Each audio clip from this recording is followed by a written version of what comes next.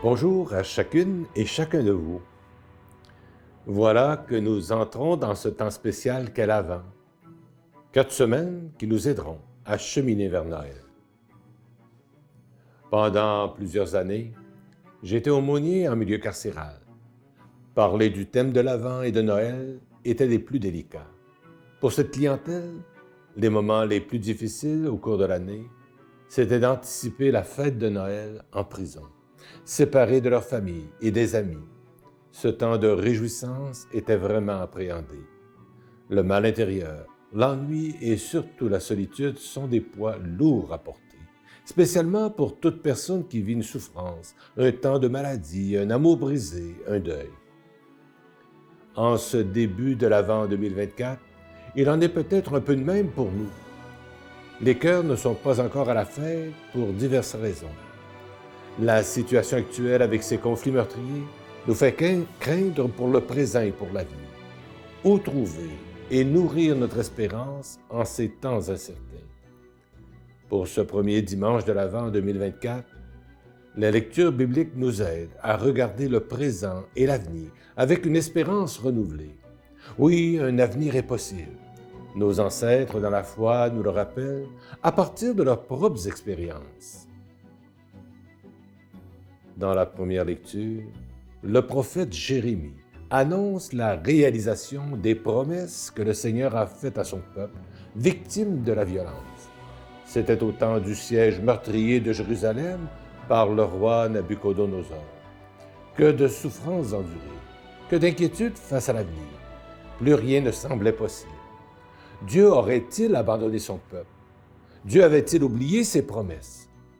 Le prophète Jérémie est la voix du Seigneur. Il rappelle l'engagement de ce dernier à faire naître un vrai descendant de David qui apportera la libération et la paix.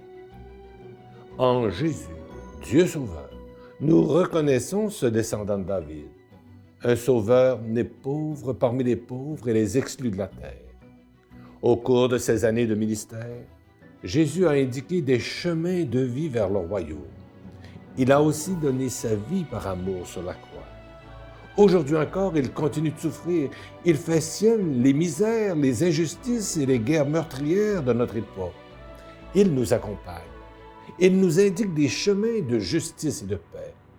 Il le fait sans doute encore à travers les efforts déployés par l'Organisation des Nations Unies, Développement et Paix, l'aide de l'Église en détresse, Amnesty International et beaucoup d'autres. En ce premier dimanche de l'Avent, la parole de Dieu nous invite à ne pas nous décourager.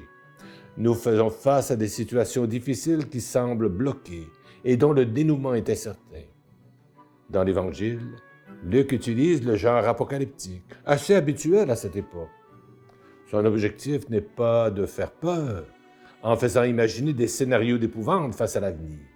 L'évangéliste nous invite plutôt à demeurer debout, enracinés dans notre foi en Jésus qui s'offre à naître encore dans nos vies.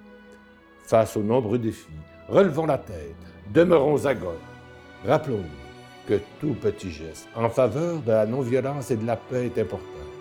Toute parole de réconfort, tout geste de partage, tout accueil chaleureux des personnes en difficulté feront toujours la différence.